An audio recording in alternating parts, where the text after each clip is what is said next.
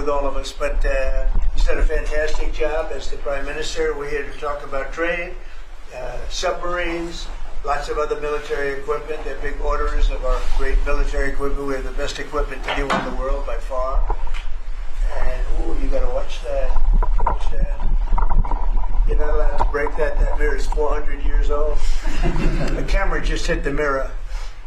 Ay, ay, ay. I just moved it up here special from the vaults, and first thing that happens, the camera hits it. Hard to believe, isn't it? Hard to believe, but these are the problems in life. So we're going to be here to talk about lots of different things, and we might take a few questions before, but we are discussing critical minerals and rare earths, and we're going to be signing an agreement that's been negotiated over a period of 4 or 5 months. And it was sort of good timing that we got it done just in time for the visit. And we worked together very much on rare earths, critical minerals, and lots of other things. And we've had a very good relationship. We've been working on that for quite a while. In about a year from now, we'll have so much critical mineral and rare earths that you won't know what to do with them. They'll be worth about $2. But in the meantime, we're working with Australia and other countries. They're working with us too. But other countries also on that. But we're really working on anything having to do with military protection, military ships, vehicles, guns, ammunition, everything, the whole thing. We've been long-time allies, and I would say there's never been anybody better. We fought wars together.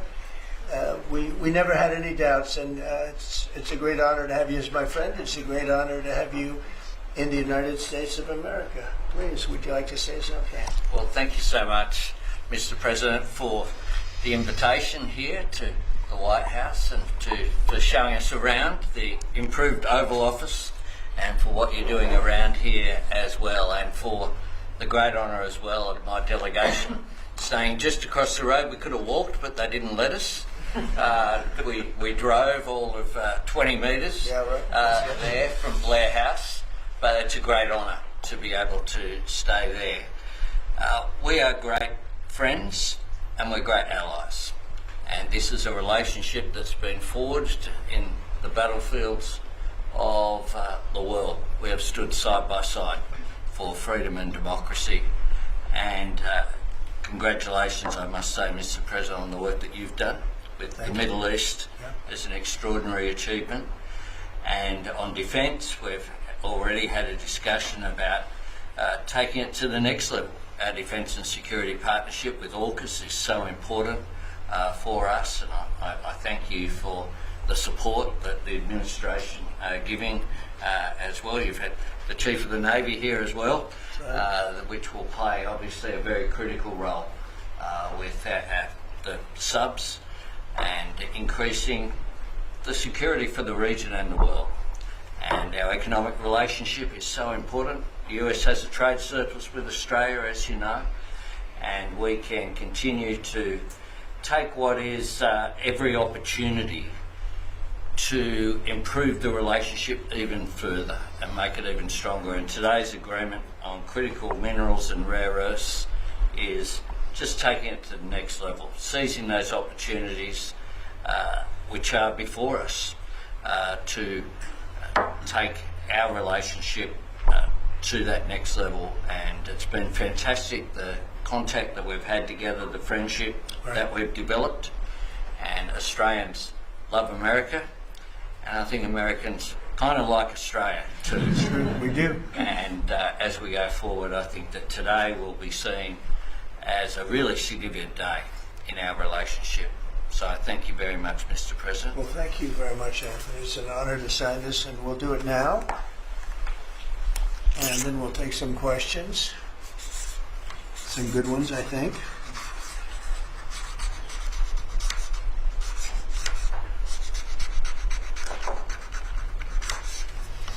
Okay.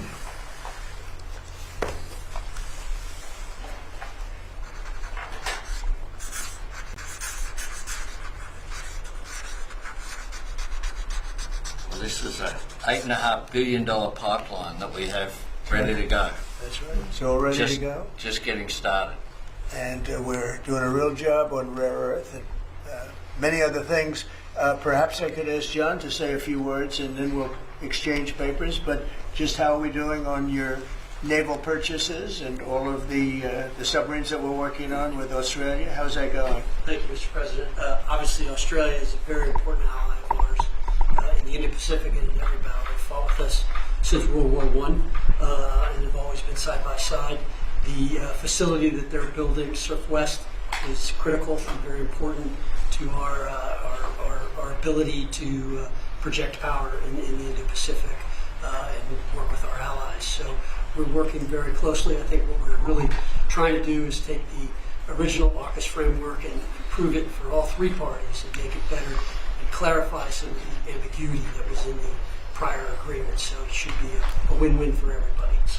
And the submarines that we're building for Australia are starting to really move along, right? The process is getting very exciting, isn't it? We're getting better. That's good. Very good. It's going to be great. Thank you very much. Maybe we'll hold this up. Okay.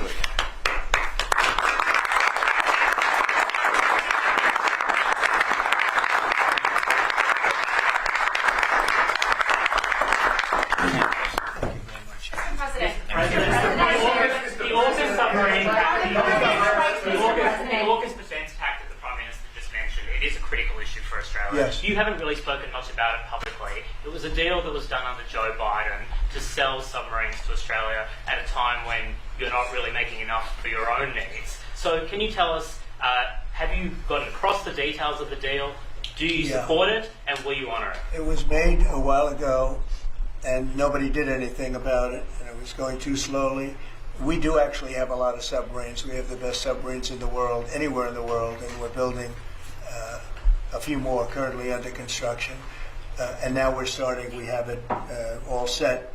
With Anthony, we've worked on this long and hard, and we're starting that process right now, and I think it's really moving along very rapidly, very well.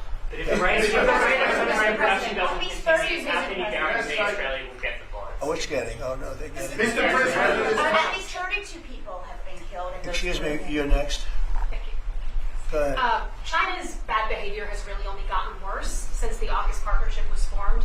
With that in mind, is the door open for Australia to get additional nuclear-powered submarines or other military capabilities not already in the deal? I think China's been very respectful of us. They're paying tremendous amounts of money to us as in the form of tariffs. As you know, they're paying 55%. That's a lot of money. They never were paying anything over years and years and years.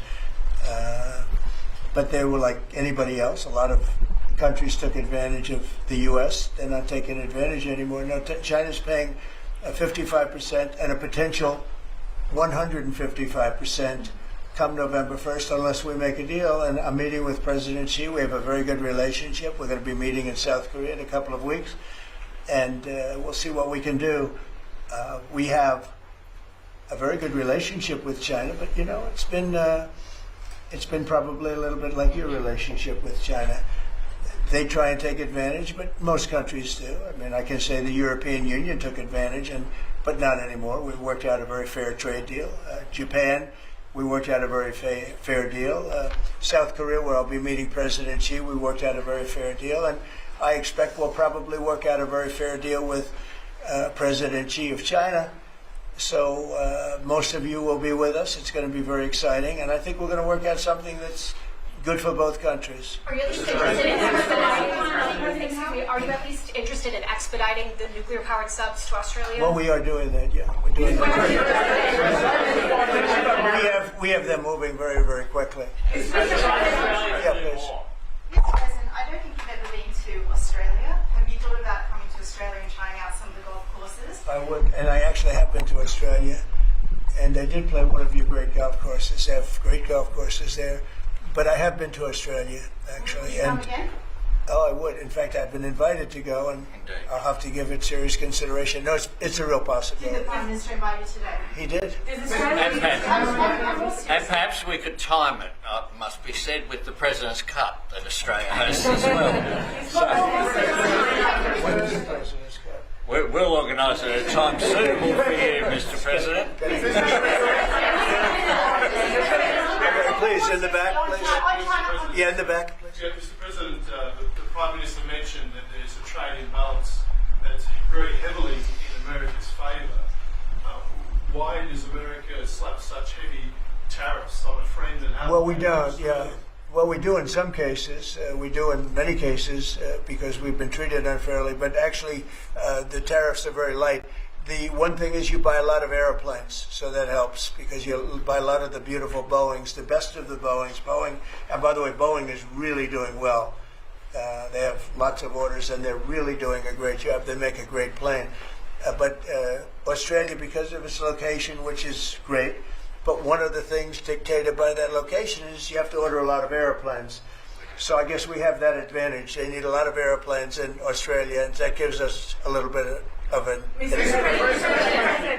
Yeah, President. Yeah, your Secretary of War, Pete Hegseth, in his Shangri-La speech in, I think it was May, warned about the potential likelihood or threat of President Xi ordering an invasion of Taiwan. 2027 is also the year that Fleet-Based West is supposed to start rotating those US and UK submarines. Do you see AUKUS as a deterrent for China in the Indo-Pacific? Yeah, I do. I think it is, but I don't think we're going to need it. I think we'll be just fine with China. China doesn't want to do that. First of all, the United States is the strongest military power in the world by far. It's not even close. Not even close. We have the best equipment. We have the best of everything, and nobody's going to mess with that. And I don't see that at all with President Xi. I think we're going to get along very well as it pertains to Taiwan and others. Now, that doesn't mean it's not the apple of his eye, because probably it is. But I don't see anything happening. We have a very good trade relationship. We're going to have a very good, I think when we leave South Korea, could be wrong, but I think we'll end up with a very strong trade deal. Both of us will be happy. I don't see that happening now. Given the trade surplus that the US enjoys with Australia, would you consider lifting the tariffs that you've imposed on Australia? And can you give us any details about the critical... Yeah, well, the tariffs have been amazing because, tariffs have been really a reason that I was able to settle almost all of the, I've settled 8 wars in 8 months. Not bad.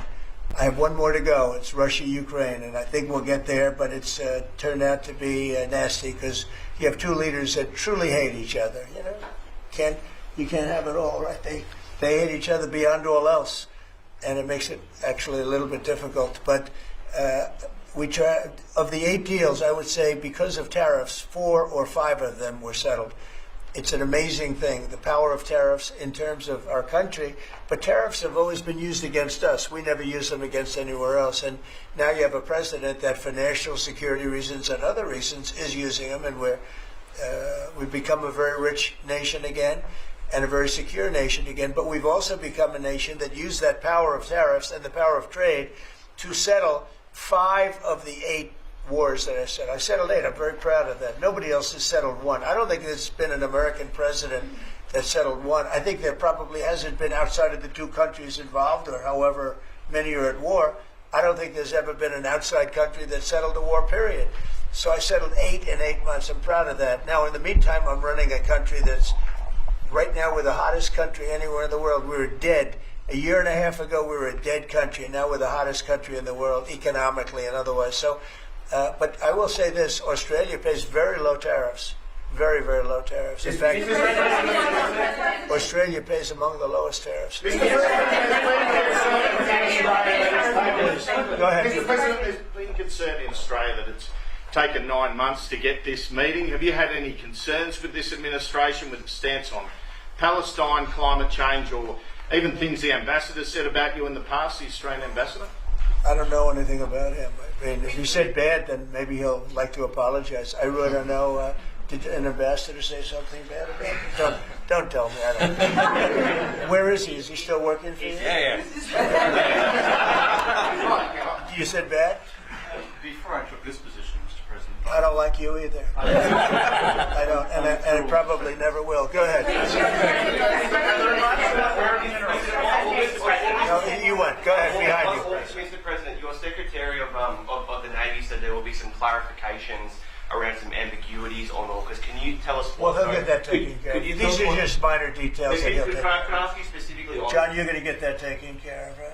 There shouldn't be any more clarifications because we're just going now full steam ahead building. Yeah, please. Thank you, Mr. President. Are you now satisfied with Australia's defence investment, or do you want Australia to invest more in defence? Well, I'd always like more, but they have to do what they have to do. You know, you can only do so much. I think they've been great. They're building magnificent holding pads for the submarines. It's going to be expensive too.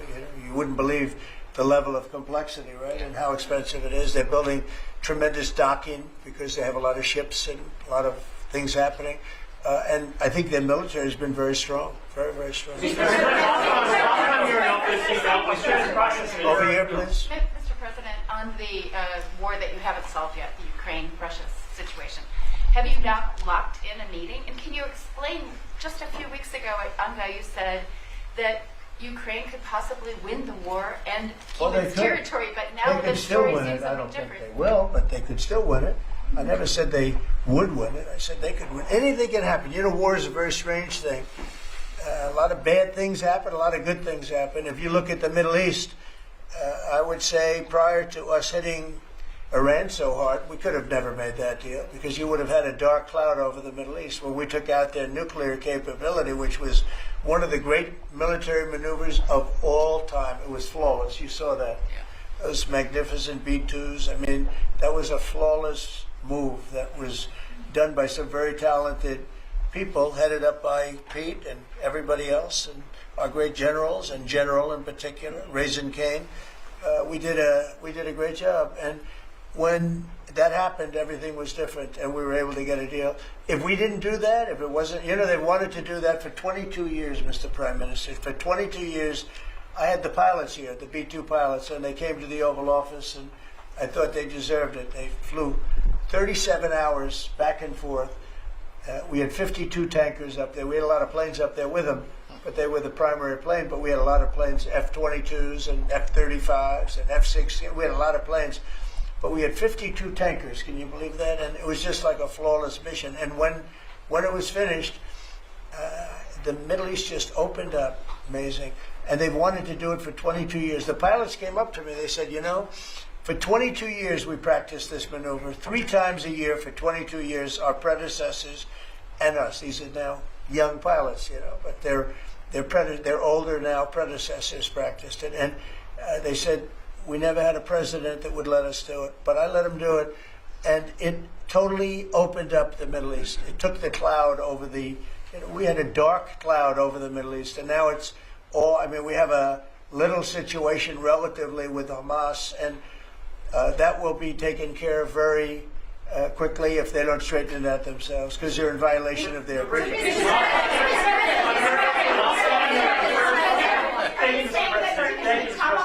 On rare earth minerals, Australia is one of the only places in the world that processes rare earth minerals. Yeah, could there be an agreement? China has 90% of the processing. Could there be an agreement over processing rare earth minerals with Australia? Sure, yeah. That's what we're doing. It's part of the agreement. Can you say with certainty? Go ahead, please.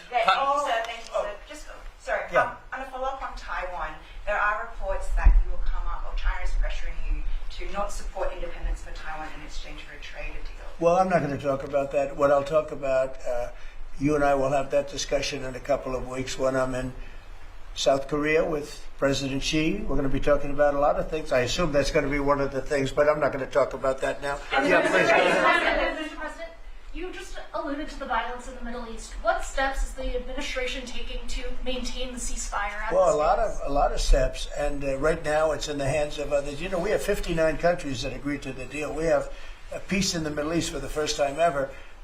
We made a deal with Hamas that, you know, they're going to be very good, they're going to behave, they're going to be nice, and if they're not, we're going to go and we're going to eradicate them if we have to. They'll be eradicated, and they know that.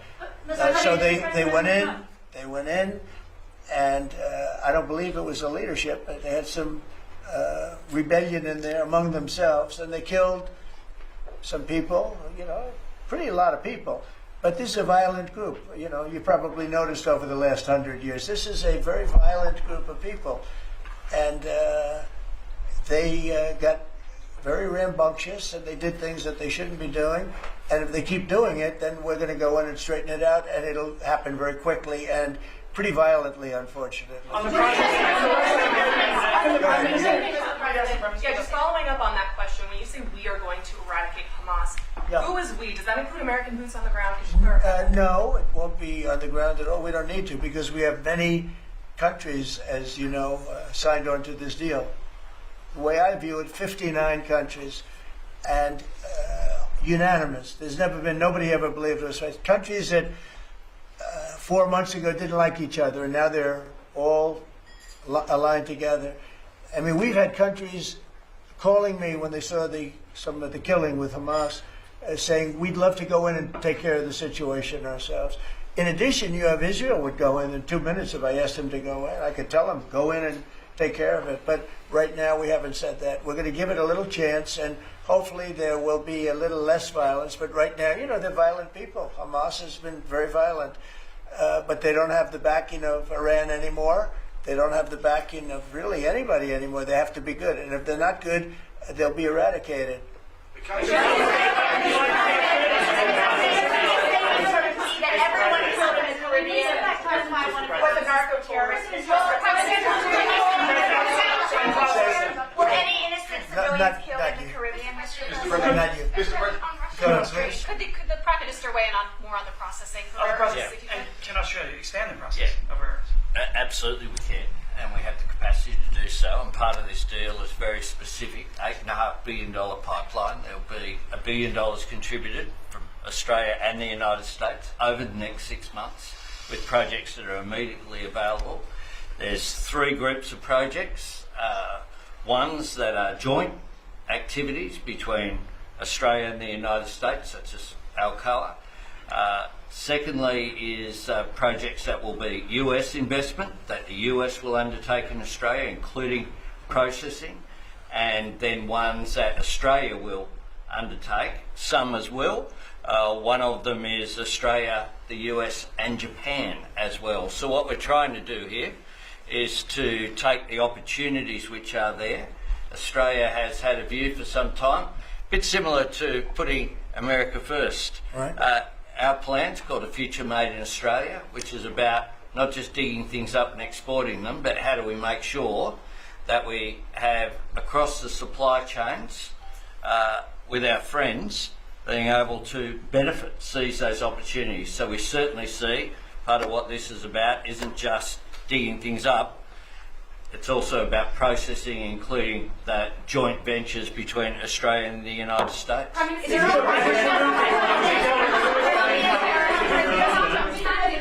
the US and Australia really compete with China? Aren't we decades behind in terms of the development? No.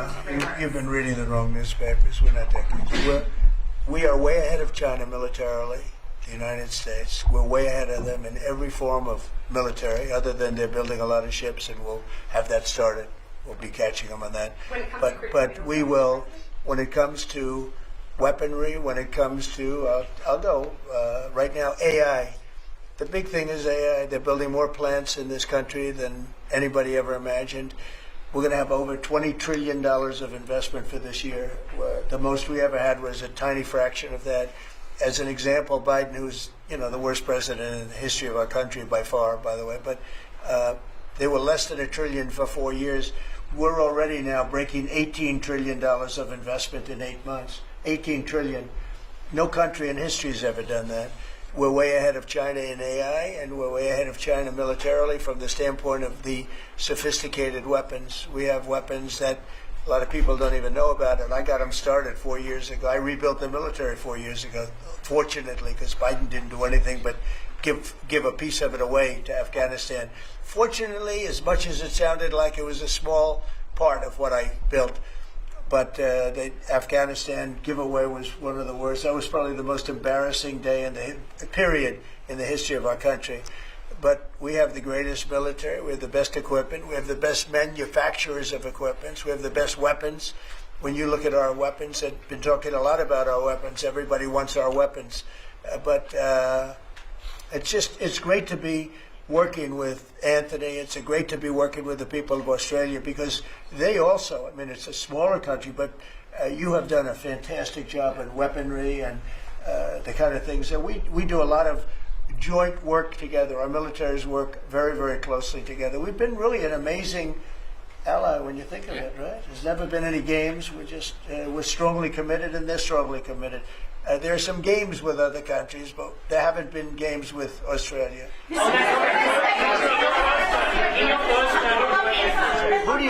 Where do you come from? I'm from Australia. Who are you with? The Sydney Morning Herald. Nasty guy. Go ahead. Oh, sorry, I was just going to ask. All right, go ahead. On your first term, you worked with two Australian Prime Ministers, Scott Morrison and Malcolm Turnbull, you might remember. They were from same side of politics as you. Mr Albanese's different side. Can you tell us a bit more about what it's like to work with Mr Albanese compared to those two? Well, I got along. I mean, that wouldn't be fair because, the man on my right has a big advantage. You know that, right? But I think he's doing a really good job, and we've had a very good relationship. I don't want to compare one with the other, but I'll tell you, this one is. They really have a great prime minister. Thank you. Okay, is that a Thank good you. statement? I'll use it in my ads in 28.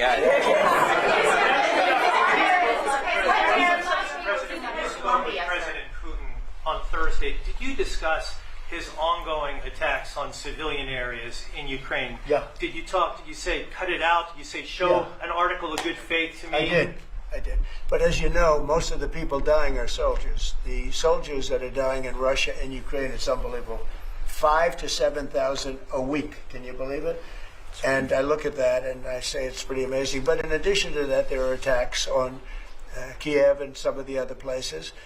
And it's human lives, but the big number of human lives are soldiers that are being killed in the battlefield. Anywhere from 5,000 to 7,000, sometimes more than that every single week. It's not even believable. It's a bloodbath. It's the worst since the Second World War, the worst number of people. And it doesn't affect us in any way. We don't pay anything because now they pay us for the weapons that they get. The NATO is paying us for the weapons, as you know. It doesn't affect. I guess you could say that's a positive thing. They pay us, but I'm not interested in that. I did straighten it out. Biden gave them $350 billion. Can you believe it?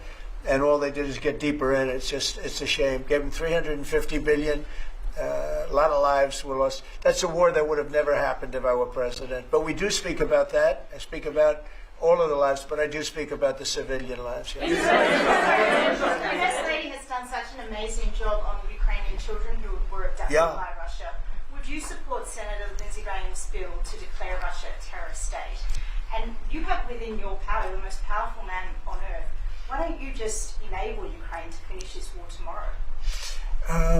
Well, if you knew anything about what you were talking about, you'd be able. You do. I don't think you do, really. I don't think you do because it's a little more complicated than that. But it sounds easy. We're in the process of trying to make a deal. If we make a deal, that's great. If we don't make a deal, it'll be a lot of people are going to be paying a big price.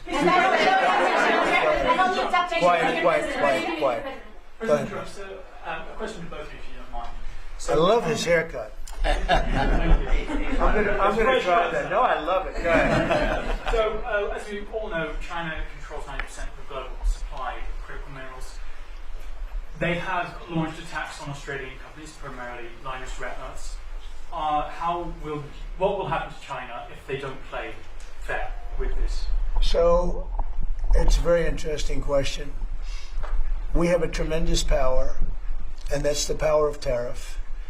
And I think that China will come to the table and make a very fair deal, because if they don't, they're going to be paying us 157% in tariffs. Right now, they're paying 55 to 57%.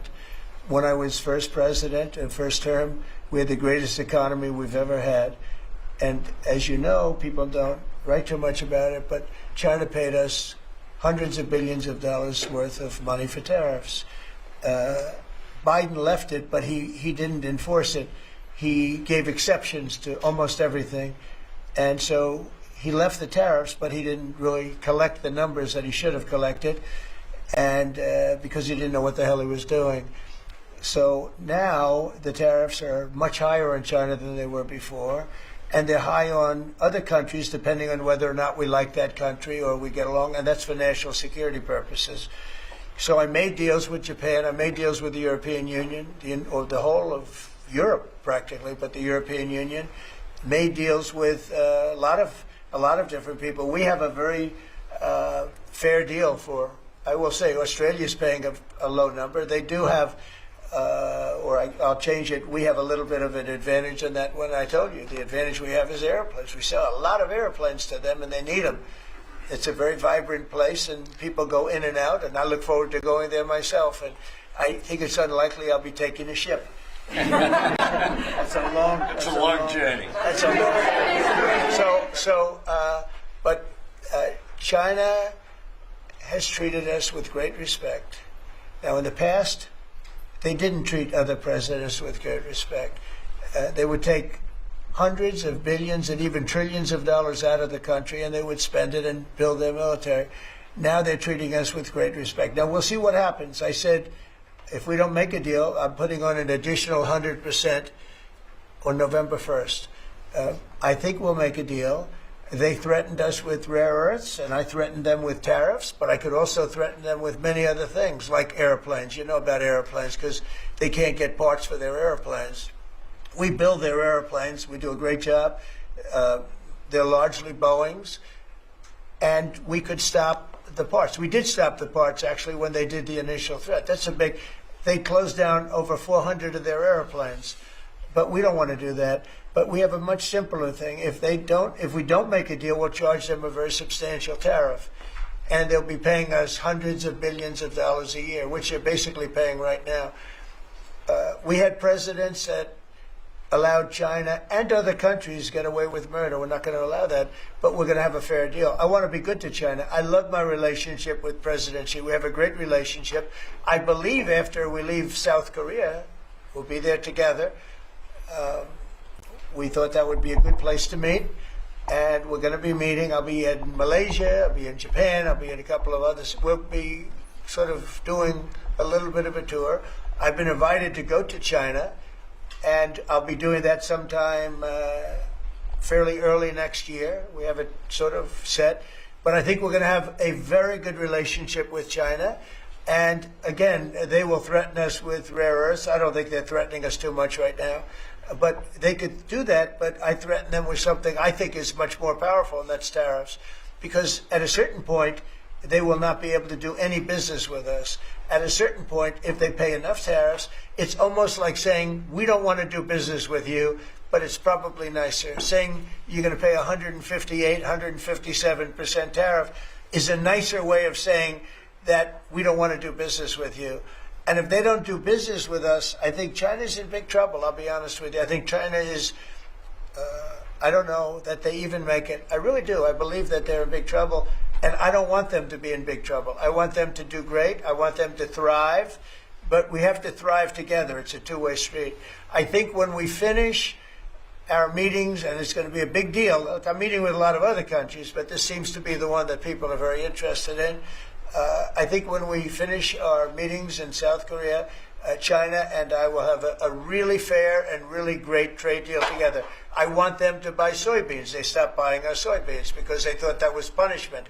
And it is punishment to our farmers, but we're not going to allow that to happen because I made a great trade deal with China, a $50 billion trade deal, and they were great about it. They were doing everything that they were supposed to do. And then when Biden came in, you know, I used to call President Xi all the time to say, thank you, or you're not buying enough. In other words, they were supposed to buy. Biden, do you think Biden ever called him? I don't think Biden ever called him. You think Biden lied awake at night thinking about trade with China? He didn't know what he was doing. He was an incompetent president. We had an incompetent president, but you don't have that anymore. So I think we're going to end up having a fantastic deal with China. It's going to be a great trade deal. It's going to be fantastic for both countries. And it's going to be fantastic for the entire world. Thank you very much, everybody. Thank you, guys. Thank you very much. Thank you, guys. Thank you.